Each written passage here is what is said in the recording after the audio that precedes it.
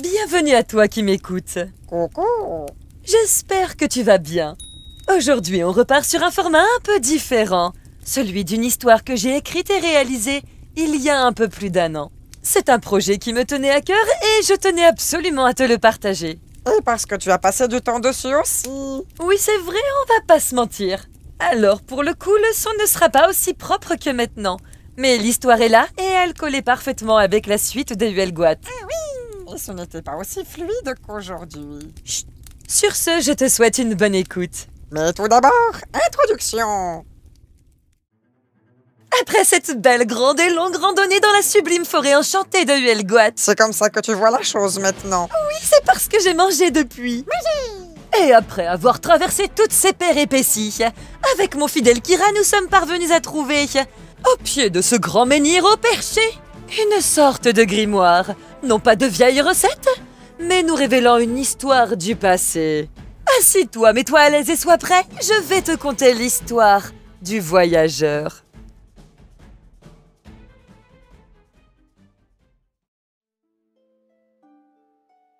Ici, nous allons suivre l'aventure d'un jeune garçon répondant au nom de Thomas. C'était un ado extrêmement futé, robuste et au cardio convenable. Ses parents étaient des paysans. Par ce fait, il n'avait pas beaucoup d'argent et travaillait durement au champ. Thomas avait un grand frère très pieux et une petite sœur qui avait une santé fragile. La petite famille habitait dans un village du Marais poitevin. Et notre cher Thomas n'avait pas la meilleure des réputations auprès de ses camarades. Il prenait un malin plaisir à les terroriser avec leurs soi-disant vieilles croyances. À ce moment, on se méfiait encore des sorcières, des créatures malfaisantes, des démons, du diable. Sauf que pour Thomas, tout ça n'était que des folklores, des histoires à dormir debout, complètement, qui avaient pour but de faire peur aux enfants, afin qu'ils soient sages. Mais lui, plus malin que ses amis, avait compris la combine des adultes et ne se laisserait pas berner. Ah ça, il en est hors de question. Et puis, il avait l'habitude de se promener dans les bois et marais, et jamais il n'avait rencontré de créatures maléfiques. Voici 2-3 anecdotes dont était capable notre cher Filou. Un jour, il avait croisé la jeune Margot et son petit frère qui étaient en train de jouer non loin d'un cours d'eau. Il se rapprocha près de l'eau et fit mine de s'intéresser à ce qu'il y avait dedans. Tiens, curieux, les deux enfants se rapprochèrent et firent de même, pensant que celui-ci observait les poissons. « Vous l'avez vu, vous aussi ?» leur demanda-t-il. Les deux petits lui firent non de la tête et regardèrent de plus belle. « Qu'est-ce que tu as vu ?» lui demanda Margot, persuadée qu'il s'agissait d'un gros poisson. Il tourna sa tête vers les deux bambins et avec un regard qui faisait froid dans le dos, il leur répondit d'un ton des plus sérieux. « Le bras rouge !»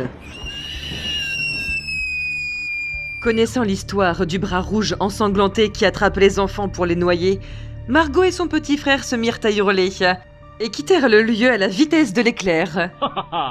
Pendant ce temps, Thomas était écroulé sur le sol, rigolant à s'en faire mal au ventre. Il était fier de lui.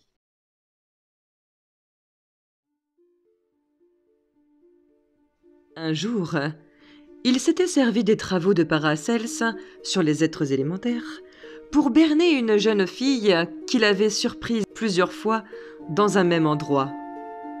Elle venait se recueillir et méditer à l'écart du monde afin d'être tranquille. Au vu de ses vêtements, elle avait l'air issue d'une famille un peu plus aisée, pensa-t-il. C'est alors qu'il eut cette idée.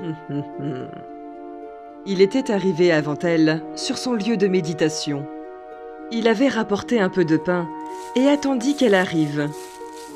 Accroupi, il fit semblant de parler à quelqu'un de petite taille et laissa le morceau de pain sur place, au pied d'une grosse roche. Il se releva et joua à la perfection le surpris. Il simula le malaise et, afin de voir si elle avait mordu à l'hameçon, commença à s'en aller sans rien dire. Oh, attends! Je suis désolée si je t'ai gênée, dit-elle. Ce n'était pas mon intention. Tu n'as pas à t'excuser. Et puis, j'avais terminé, répondit Thomas. Qu'est-ce que tu avais terminé? Je t'ai vu déposer le pain près du rocher. Elle a mordu à l'hameçon. Je ne sais pas si je peux t'en parler. C'est un secret. Il faisait semblant d'être mal à l'aise. Et ça fonctionnait. Oh, je ne vais pas t'embêter avec mes questions alors. Ça ne me regarde pas, dit-elle, prête à s'en aller. Oups. Il rattrapa le coup. Attends, tu me parais être fiable. Alors, je te le dis, mais tu n'en parles à personne. Je te fais confiance. Et au moins, je me sentirai moins seule avec ce fardeau sur la conscience. Oui, Thomas était aussi rusé qu'un renard et savait jouer avec les sentiments.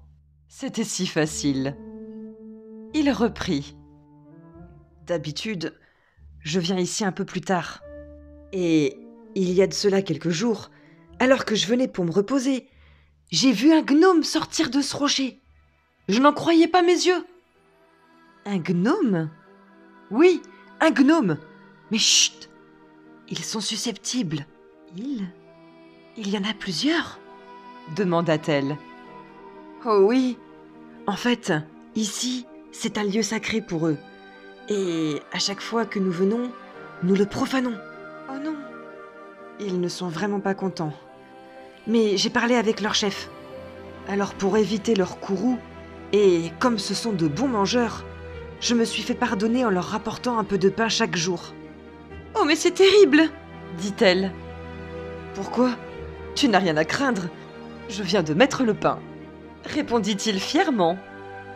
Mais je suis venu de nombreuses fois ici, et jamais je n'ai apporté quelque victuaille que ce soit. Oh, c'est terrible. Quoi? Mais c'est très grave. Il pourrait arriver malheur. Oh non. Mais qu'est-ce que j'ai fait? Elle commençait à paniquer. Le plan fonctionnait à merveille. J'ai peut-être une solution. Oh, dis-la-moi. Je suis prête à tout. Je sais qu'ils apprécient énormément le chabre, ou chabichou. Et comme ça, ils pourraient le manger avec le pain que j'apporte. La jeune fille était plus que ravie de cette solution. Et c'est ainsi que chaque jour, il put manger sa tranche de pain avec son fromage.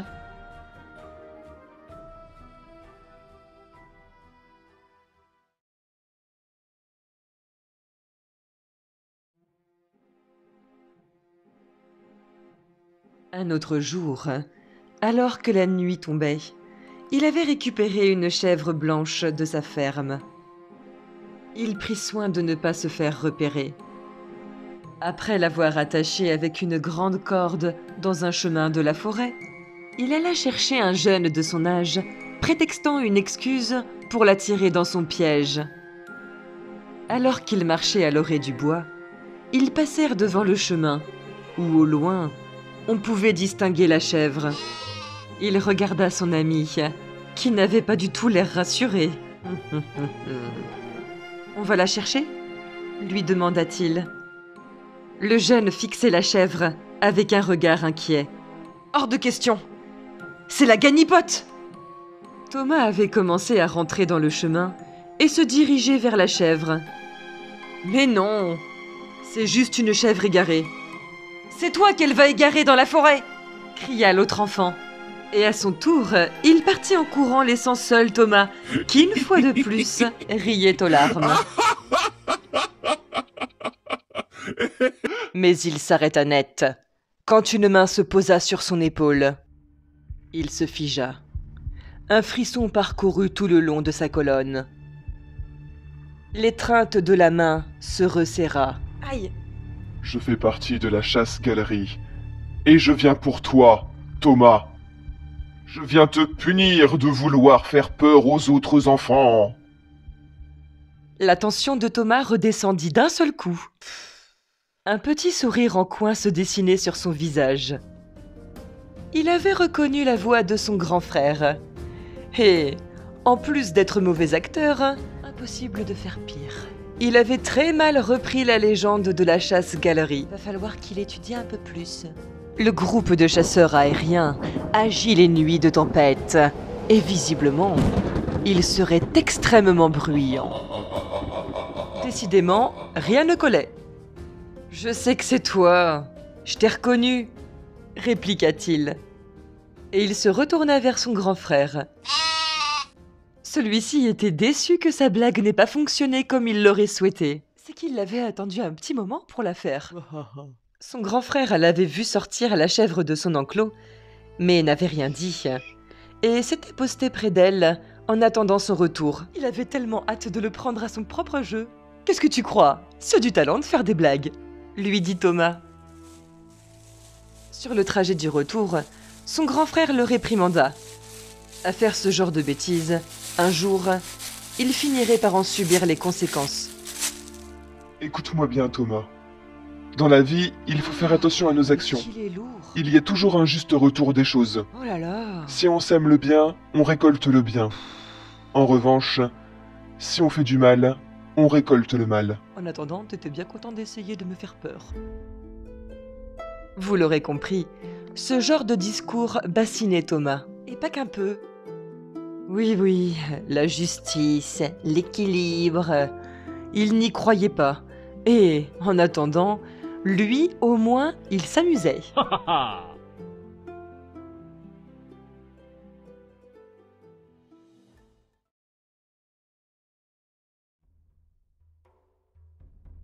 Il était l'heure de se mettre à table. La petite sœur de Thomas n'était pas présente. Elle était restée au lit à cause de la fièvre qui l'avait prise un peu plus tôt dans la journée. Hélas, ce n'était pas la première fois que ça arrivait, mais ça inquiétait tout de même la petite famille. Lors du repas, leur père leur expliqua qu'il avait eu vent par des pèlerins qui revenaient du Mont Saint-Michel que les moines avaient des connaissances pointues sur les plantes médicinales. Ils avaient déjà accompli de nombreux miracles.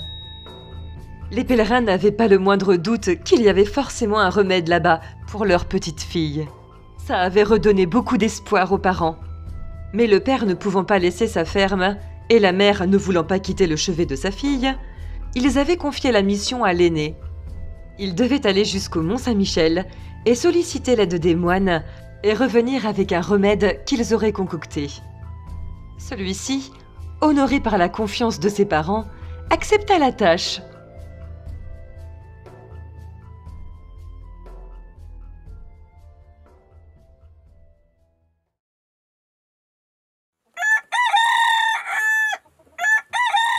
Le lendemain à l'aube, le grand frère de Thomas était prêt à entamer le voyage. En avant vers l'aventure. Il lui faudrait moins de 2 semaines pour faire l'aller-retour. Il est rapide. Thomas était content. Il avait le champ libre pour continuer ses canulars, sans que son grand frère ne vienne l'importuner. Seulement voilà, tout ne se passa pas comme prévu. Au bout de 3 jours, il était de retour, accompagné par un voyageur qui l'aidait à marcher. On lui avait joué un mauvais tour. Il s'était tordu la cheville et n'arrivait plus à avancer. Au départ, Thomas se moqua de lui. « Elle est où ta récompense, toi qui prônes les bonnes actions ? Tu vois, ce monde n'est pas toujours juste, » dit-il en sautillant et en faisant la roue pour lui montrer qu'il était en pleine forme. Un vrai pitre. « Même le Mont Saint-Michel ne veut pas de toi !» Le père, attristé pour son fils, ne lâcha pas l'affaire pour autant. Si le ciel ne voulait pas qu'il envoie son aîné sur la route, c'est qu'il devait en être autrement. Vous voyez la chose venir, n'est-ce pas? C'est donc à Thomas que la mission fut relayée. Quoi? Mais je suis bien trop jeune! Cette fois, c'est son grand frère qui rigolait du retournement de situation. Tu es assez grand pour faire des canulars. Alors, prendre la route ne doit pas être un souci pour toi. Lui dit-il. Et puis, tu n'as peur de rien. Que pourrait-il t'arriver? En tout cas, pas me tordre une cheville. Ah là, notre cher Thomas ne faisait plus la roue. Et puis, c'est vrai, que pourrait-il lui arriver? Il était fort, et lui au moins ne se tordrait pas une cheville. Il était bien plus dégourdi que son grand frère, pensa-t-il.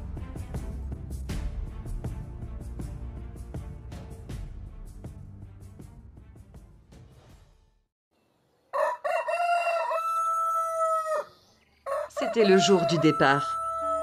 On conseilla à Thomas de passer par l'église de Saint-Benoîst-sur-Mer, qui avait sur son toit la sculpture d'un lapin. Aujourd'hui, le lapin qui fume.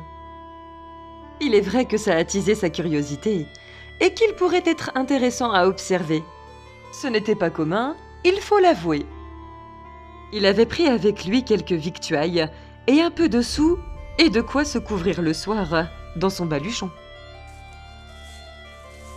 Une fois arrivé à Saint-Benoîst-sur-Mer, il fit un tour dans l'église où se recueillaient de nombreuses personnes. Il ne faisait pas le pitre. Il en profita pour observer l'intérieur. C'est vrai qu'elle était belle et avait de nombreux codages. Puis à la sortie, il croisa des pèlerins avec qui il échangea quelques mots. On lui préconisa d'aller sur la pierre couchée, appelée aussi Palais de Gargantua. Il fallait y frotter une poignée de trèfle pour se protéger du péril du cheval malais. Encore des superstitieux ridicules, pensa-t-il. La pierre était seulement à un peu plus d'1 kilomètre de l'église. Autant aller y jeter un œil. En revanche, il était hors de question pour lui de réaliser l'espèce de rituel. Là aussi, il y en avait du monde. Puis il reprit la route. Ce n'était pas non plus le moment de trop flâner. Sa sœur comptait sur lui. Et il voulait faire mieux que son grand frère. Les 2 premières nuits se passèrent sans embûche. Il faisait encore frais, mais fort heureusement, notre cher Thomas n'était pas un frileux. Le 3e jour, il arriva à Saint-Lumine de Coutais. Il avait trouvé un endroit où se poser, mais ne s'y sentait pas à l'aise. La nuit avait commencé à tomber, et il avait la sensation qu'on l'observait. Pour un peu qu'il tombe sur des malandrins et qu'on le dépouille, ce n'était pas le moment. Oh non. Il décida de chercher une auberge, afin d'éviter un drame. Toujours suivre son intuition, pensa-t-il. Alors qu'il quittait son camp, il entendit des petits craquements de branches non loin de lui. Il ne s'était pas trompé. Il y avait bien quelqu'un. Il ne se dégonfla pas et s'arma d'un énorme morceau de bois. « Qui est là ? Je vous ai entendu ! Gare à vous ! Je suis armé !» Bien évidemment, personne ne répondit. Et au moment où il se rapprocha de l'endroit où il avait entendu les craquements, un lièvre prit la fuite. La honte. Heureusement qu'il était seul, pensa-t-il. Enfin, c'était un gros lièvre, mais c'est tout de même bizarre.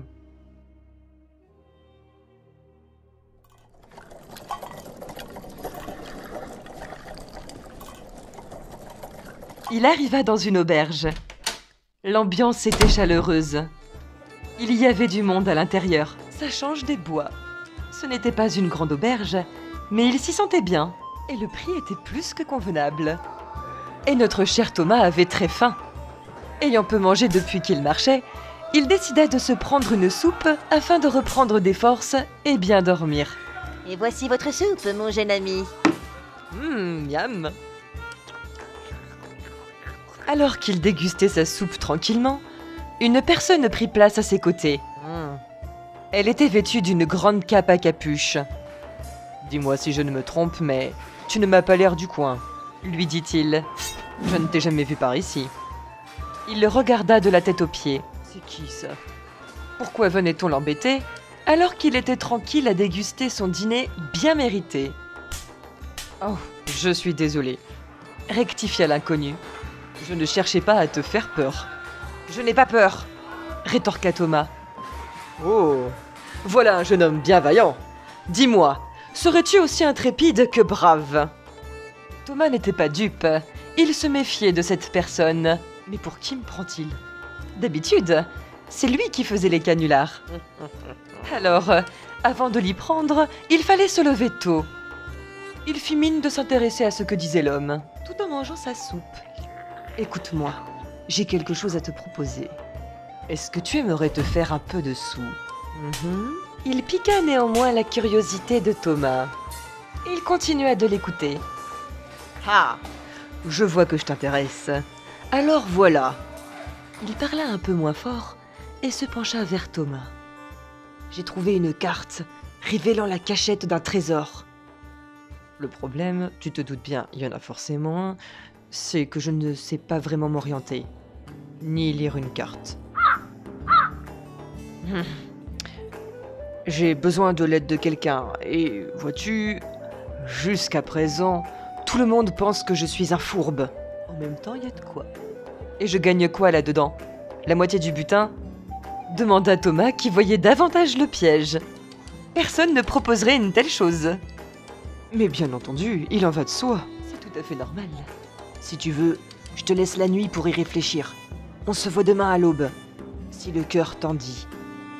Thomas le regarda mais resta muet. C'était tentant, mais ça sentait l'arnaque à plein nez. Autant éviter ce genre de soucis. L'inconnu quitta la table et sortit de l'auberge. Durant l'entretien furtif, Thomas avait bien pris soin de faire attention à ses affaires, au cas où l'homme aurait un complice. Allez, il était temps d'aller se mettre au lit. Mais avant, petite vidange. C'est important avant de dormir. Alors qu'il retournait dans l'auberge, il reconnut l'homme qui s'était invité à sa table près d'une autre victime. Et victime pas tant que ça, puisque la personne l'avait rembarré avec vigueur. Haha, on le voit de loin son canular. Il se leva, et au moment de déguerpir, Thomas s'aperçut que la carte dépassait du vêtement de l'homme. Oh, que faire?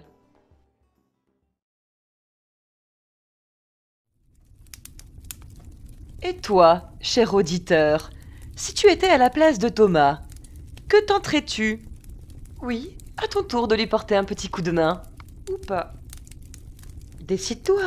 Fais ton choix.